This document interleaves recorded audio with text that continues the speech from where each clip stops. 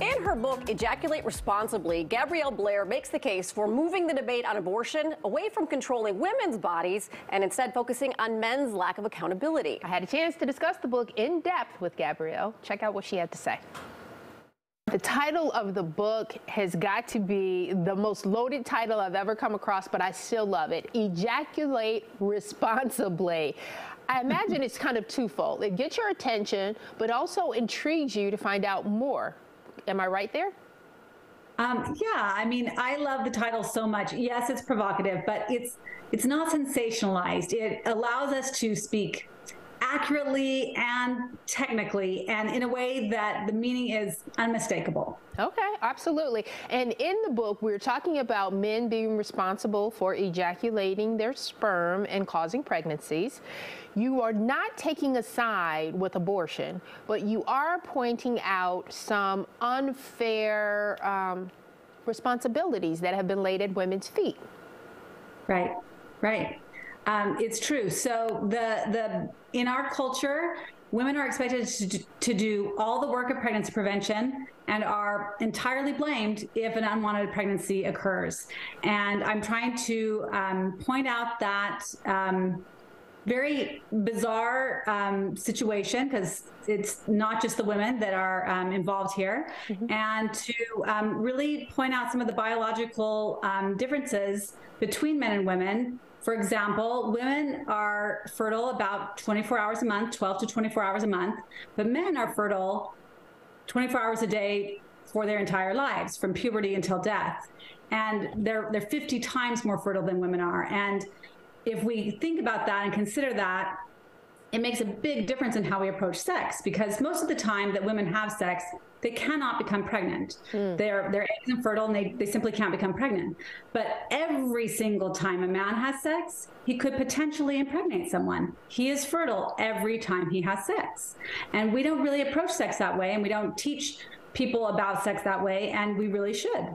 Yeah, it's about shifting the conversation. And I understand this started with a tweet thread that you did back during the Brett Kavanaugh Supreme Court hearings. And it really took off in a viral way. Yeah, it's true. And in fact, that was fall of 2018, September 2018. And literally every day since then, the tweet thread has been retweeted, liked, shared, argued with. And I have had 4 years to expand these arguments, refine these arguments and these ideas, and really put them to the test and get reactions from, hundreds of thousands of people. And I really think it's really helped strengthen the book. And I'm so grateful for it. I'm so grateful for all that interaction. And what do you hope will come from it? Reframing the way people think, reframing the argument? What do you think? Absolutely. Absolutely. Like, basically, we've been debating abortion now for decades. And by we, I just mean the United States. And we're not going to come to an agreement. We're not going to come to an agreement on when life begins, when a fetus becomes a baby. These are philosophical questions, they're religious questions, and we're not going to come to an agreement. But if we shift the conversation, we can take all the emotion out of it if we shift the conversation to prevention, because now there's no baby to worry about because we never caused the pregnancy in the first place. And it's so much more solvable and achievable because we know how to prevent pregnancy. It's not magic. We know how it works.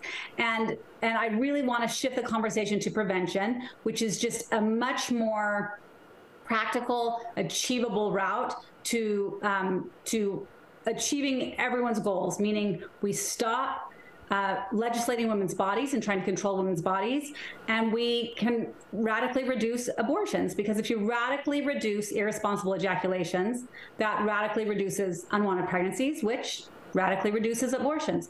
So I feel like this shift in focus takes all the emotion out of it and makes it so much easier to discuss the topic and can actually achieve results. And you come from a position of a woman who is a mother of 6 children and also a Mormon.